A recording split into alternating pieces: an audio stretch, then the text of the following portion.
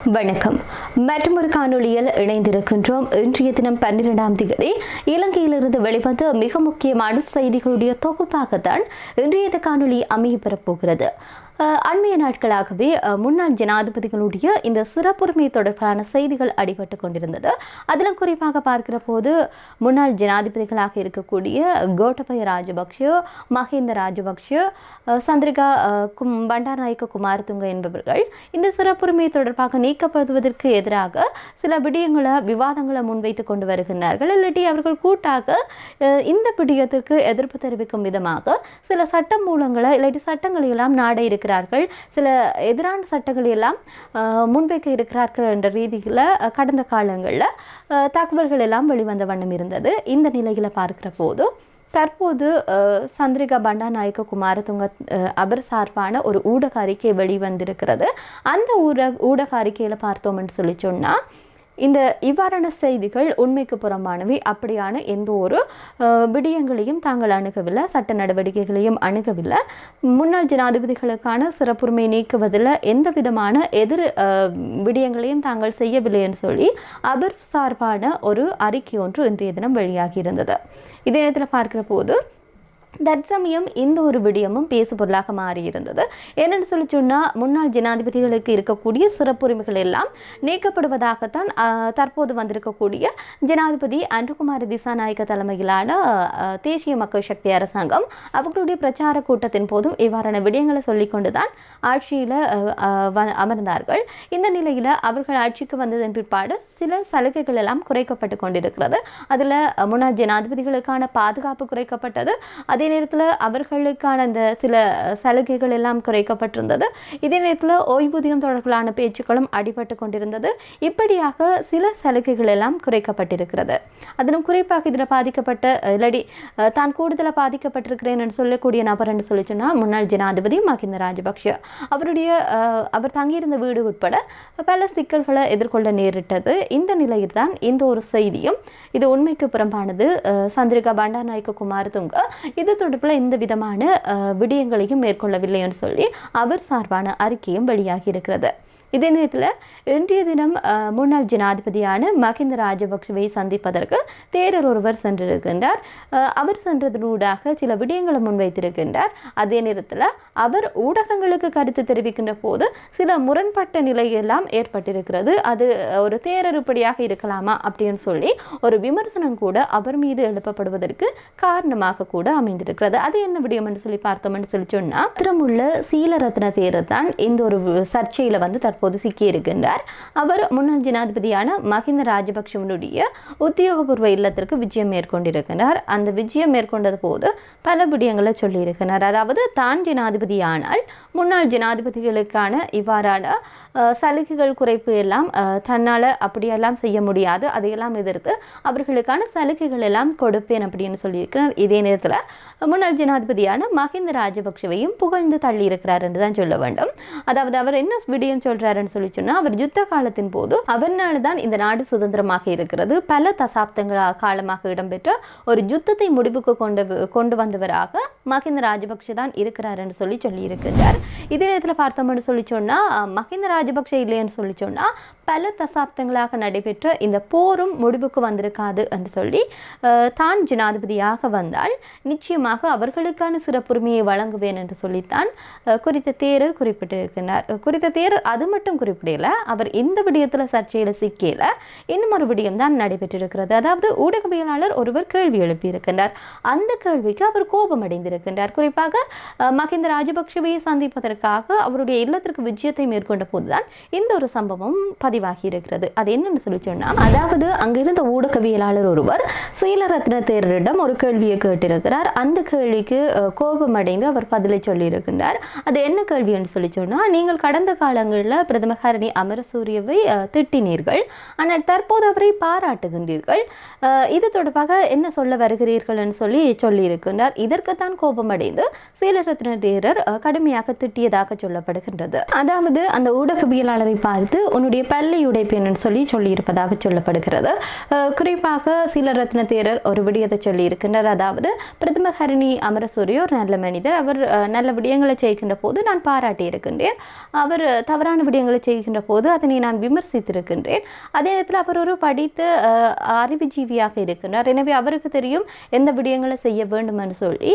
எனவே இது தொடர்பில் இவ்வாறான விடயங்களை கேட்கக்கூடாது என்ற ரீதியில் அவர் கையை நீட்டி கோபமாக பதிலளித்திருப்பதாக சொல்லப்படுகிறது. இந்த ஒரு விடயம்தான் தற்போது பேசுபொருளாக மாறியிருந்தது. என்னென்னு சொல்லி சொன்னால், ஒரு தேரர் இப்படியான கடுமையான வார்த்தைகள் பிரயோகங்களை கொண்டு ஊடகவியலாளரை கேள்வி எழுப்ப முடியுமா என்ற ரீதியிலையும், அதாவது இது ஒரு தனிப்பட்ட கேள்வி என்றில்ல, பொதுவான ஒரு கேள்வியை கேட்டதற்காக இவ்வாறாக அவர் கோபம் கொண்டு எப்படியாக திட்ட முடியும் என்ற ரீதியிலையும் சமூக வலைதளங்களையும் இது தொடர்பான பதில்களையும் இது தொடர்பான விவாதங்களும் இடம்பெற்றதையும் அவதானிக்கக்கூடியதாக இருந்தது. இதே நேரத்தில் பார்த்தோம்னு சொல்லி சொன்னால், இன்னும் ஒரு விடயமும் தேசிய மக்கள் சக்தி கட்சிக்குள்ள இடம்பெற்றிருந்தது. அதாவது தேசிய மக்கள் கட்சிக்குள்ள ஒரு பிளவு ஏற்பட்டிருப்பதாக எதிர்கட்சிகள் தொடர்ச்சியாகவே கூறிக்கொண்டு வருகின்றார்கள். அதற்கு காரணம் பிரதமர் ஹரணி அமரசூரிய முன்னாள் ஜனாதிபதியான மஹிந்த ராஜபக்ஷவுடைய மகன் தொடர்புள்ள ஒரு விடயத்தை சொன்னதுதான் சர்ச்சைக்குரிய விடயமாக மாறியிருந்தது. அது என்ன விடயம் என்று சொல்லி பார்க்கிறதற்கு முற்பாடு இந்த ஒரு பிளவுகள் இருப்பதாக எதிர்கட்சியாக இருக்கக்கூடிய உதயன் கம்மன்பிலாகட்டும் ஏனைய பல நபர்களும் இந்த கட்சியின் மீது ஒரு பிளவு ஏற்பட்டிருக்கிறது. எனவே அவர்களுக்குள்ள ஒரு உபக்குழுக்கள் எல்லாம் இயங்குகிறது என்ற ரீதியில் தகவலை வெளிப்படுத்தி வந்தார்கள். எனவே இந்த செய்தி முற்றிலும் பொய்யானது என்று சொல்லி தேசிய மக்கள் கட்சிக்குள்ள இருக்கக்கூடிய உறுப்பினர்கள் தெரிவித்திருக்கின்றார்கள். அந்த வகையில் பார்க்கிற போது நாடாளுமன்ற உறுப்பினரான திலின சமரகோன் இது முற்றிலும் பொய், அப்படியான எந்த ஒரு பிளவும் தங்களுக்குள் இல்லை என்று சொல்லியிருக்கின்றார். இதே வழியில் முன்னாள் ஜனாதிபதி மஹிந்த ராஜபக்ஷவினுடைய இளைய மகன் ரோஹித ராஜபக்ஷவினால் வெண்ணிற்கு செலுத்தப்பட்ட சுப்ரீம் சட் 1 என்ற செய்மதி தொடர்பில் பிரதமர் ஹரணி அமரசூரிய தெரிவித்த கருத்துக்கள் அரசியல் அரங்கில் சர்ச்சையை தோற்றுவித்திருக்கிறது. பிரதமருடைய இந்த கருத்தினால் தேசிய மக்கள் சக்தி அரசாங்கத்திற்குள் உள்ளக மோதல்கள் அதிகரித்து வருவதாக எதிர்க்கட்சிகள் பிரச்சாரங்களை ஆரம்பித்திருக்கிறது. இந்த நிலையில் நேற்று கொழும்பில் இடம்பெற்ற செய்தியாளர் சந்திப்போடு முன்னாள் அமைச்சரான உதயன் கம்மன்பில அரசாங்கத்திற்குள் பிரதமர் ஹரணி தெரிவித்த கருத்துக்களினால் குழப்ப நிலை ஏற்பட்டுள்ளதாகவும், பிரதமர் பதவியிலிருந்து ஹரணியை நீக்கிவிட்டு பிமல் ரத்நாயக்கவை அந்த பதவிக்கு நியமிக்க முயற்சிகள் மேற்கொள்ளப்பட்டு வருவதாகவும் தெரிவித்தார். உதயன் கம்மன்பிலவின் கருத்து தொடர்பில் பிரதி அமைச்சரான மஹிந்த ஜேசிங்க தெரிவித்ததாவது, உதயன் கம்மன்பில கூறுவது போன்று அரசாங்கத்திற்குள் எந்த ஒரு நெருக்கடியும் இல்லை. பிரதமர் பதவியில் மாற்றம் மேற்கொள்ள ஒரு குழு முயற்சிப்பதாக அவர் கூறியது அப்பட்டமான பொய்.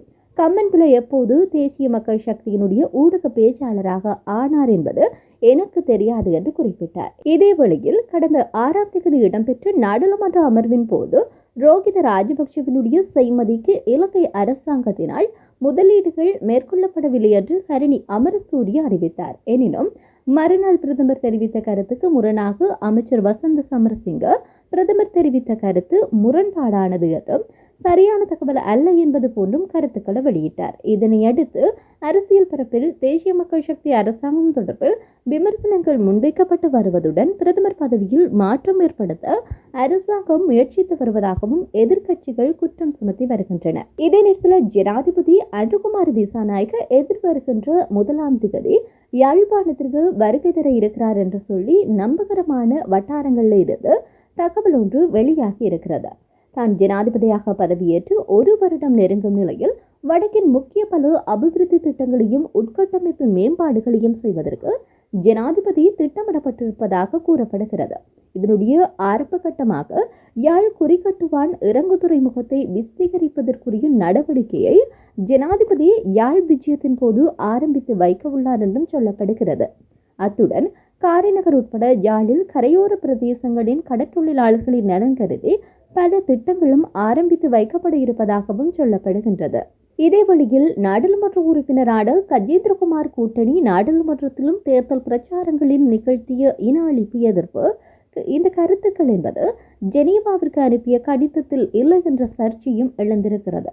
குறிப்பாக நாடாளுமன்ற உறுப்பினரான கஜேந்திரகுமாரை முதன்மைப்படுத்திய தமிழ் தேசிய பேரவை ஜெனீவா மனித உரிமை சபை ஆணையாளருக்கு எழுதிய கடிதத்தில் தமிழரசு கட்சி கையொப்பம் இடவில்லை என்பது அந்த கட்சி அரசியல் போட்டியாக இருக்கலாம் என்று சொல்லியும் அரசியல் விமர்சகரான நிக்சன் அவர்கள் வெளியிட்டுள்ள சமூக ஊடக பதிவில் தெரிவிக்கப்பட்டிருக்கிறது. அதாவது அது கஜேந்திரகுமார் சுமந்திரன் என்ற இருவருக்கும் உள்ள ஆணவம் அல்லது தற்பெருமை என்ற தனிப்பட்ட பிரச்சனை என்று கூட சொல்லலாம். ஆனால் சட்டத்தண்ணி எம் ஏ சுமந்திரன் ஆணையாளருக்கு எழுதிய தங்கள் கடிதத்தை ஏற்றுக்கொண்டார் என்று பிரச்சனை இல்லை என்றும் அவர் கூறியதாகவும் கஜேந்திரகுமார் யாழ்ப்பாணத்தில் ஞாயிற்றுக்கிழமை நடந்த செய்தியாளர் மாநாட்டில் பகிரங்கமாக கூறியதன் மெய்ப்பொருள் என்ன?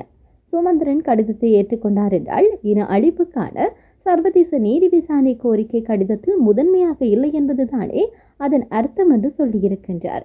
இன அழிப்புக்கான சர்வதேச சுயாதீன விசாரணைக்கு மாத்திரம் முக்கியத்துவம் கொடுத்து போர்க்குற்றம், மனித குலத்திற்கு எதிரான குற்றங்கள் என்பதற்கு 2ஆம் அல்லது 3ஆம் இடத்தில் வைத்து கோரியிருந்தால் சுமந்திரன் கடிதத்தை ஏற்பாரா? கஜேந்திரகுமார், கஜேந்திரன் ஆகிய இருவரும் இலங்கை நாடாளுமன்றத்திலும் தேர்தல் பிரச்சாரங்களில் நிகழ்த்திய உரைகளின் போது கூறிய இன அழிப்பு என்பது உயிரோட்டமாகவும் முதன்மையாகவும் கடிதத்தில் இல்லை என நான் முன்வைத்த விமர்சனம் நியாயமானது. சுமந்திரன் 2015 ஓடிக்கொடுத்த அஞ்சலோட்டத்தை 2025 கஜேந்திரகுமார் நிறைவு செய்தார் என்று முன்வைத்த விமர்சனம் தெளிவானது. இந்த கடிதத்தில் பெயர்கள் பதிவு செய்ய தங்கள் அனுமதி பெறப்படவில்லை என சில அமைப்புகள் மறுத்திருந்தன. ஆனால் சமூக அமைப்புகளின் பெயர்களை பயன்படுத்தியமைக்கு தான் பொறுப்பு அல்ல என்று கஜேந்திரகுமார் செய்தியாளர்கள் முன்னிலையில் மறுத்திருந்தார். அரசியல் கட்சிகளிடம் மாத்திரமே தான் கையெழுத்து பெற்றதாகவும் ஏனைய அமைப்புகளின் பெயர்களை பயன்படுத்தும் பொறுப்பு சிவில் சமூகத்திற்குரியது என்றும் கஜேந்திரகுமார் செய்தியாளர்களிடம் கற்பிதம் செய்தார். அப்படியானால் ஜெனீவாவிற்கு கடிதம் அனுப்பும் பணி பொறுப்பு யாருடையது? சிவில் சமூக அமைப்புகள் என்று அழைக்கப்படும் தனிப்பட்ட நபர்களிடம் பொறுப்பை சுமத்தவா தமிழ் தேசிய பேரவை உருவானது என்ற கேள்வியும் எழுந்திருப்பதாக அரசியல் ஆய்வாளர் நிக்சன் அவருடைய பதிவில் தெரிவித்திருக்கின்றார். இதே நேரத்தில் மேற்கொண்ட பகுதியில் ஒரு துப்பாக்கிச் சூட்டு சம்பவம் இன்றைய தினம் பதிவாகி இருக்கிறது. இவ்வாறாக உயிரிழந்த நபர் முன்னாள் உறுப்பினரான சாந்த முதுன்கோட்டுவ என்பவர் என்பது குறிப்பிடத்தக்கது. குறித்த துப்பாக்கிச் சூட்டு சம்பவம் இன்று பிற்பகல் இடம்பெற்றுள்ளது. துப்பாக்கிச் சூட்டில் காயமடைந்த முன்னாள் பிரதேச சபை உறுப்பினரை மருத்துவமனைக்கு கொண்டு சென்ற நிலையில் அவர் உயிரிழந்தார். சாந்த முதுன்கோட்டுவ மோட்டார் சைக்கிளில் பயணித்துக் கொண்டிருந்த போதுதான் காரில் வந்த கும்பல் அவர் மீது துப்பாக்கிச்சூடு நடத்தியதாக கூறப்படுகிறது. மேலும் அவருடைய சடலம் கோமாகம மருத்துவமனையில் வைக்கப்பட்டிருக்கிறது. இந்த நிலையில் சம்பவம் தொடர்பான மேலதிக விசாரணைகளை போலீசார் மேற்கொண்டு வருகின்றனர். துப்பாக்கிச்சூடு நடத்தப்பட்டதற்கான உண்மையான காரணம் இதுவரை வெளியாகவில்லை என்பதும் குறிப்பிடத்தக்கது. இவ்வாறாக பார்க்கிற போது இன்றைய காலத்துல இந்த ஒரு துப்பாக்கி கலாச்சாரம் இலங்கையை பொறுத்தளவில் தொடர்ச்சியாகவே இடம்பெற்று வருவதை அவதானிக்கக்கூடியதாக இருக்கிறது. எனவே இந்த ஒரு சம்பவம் இலங்கை மீதான ஒரு தேசிய பாதுகாப்பு குறித்தான ஒரு அச்சத்தையும் ஏற்படுத்தி இருக்கிறதும் குறிப்பிட்டு கூறக்கூடிய ஒரு விடயமாக இருக்கிறது. இவ்வாறான செய்திகள் தான் இன்றைய நாளில் வெளிவந்த செய்திகளாக இருக்கிறது. மற்றும் ஒரு காணொலியில் சந்திப்போம். நன்றி.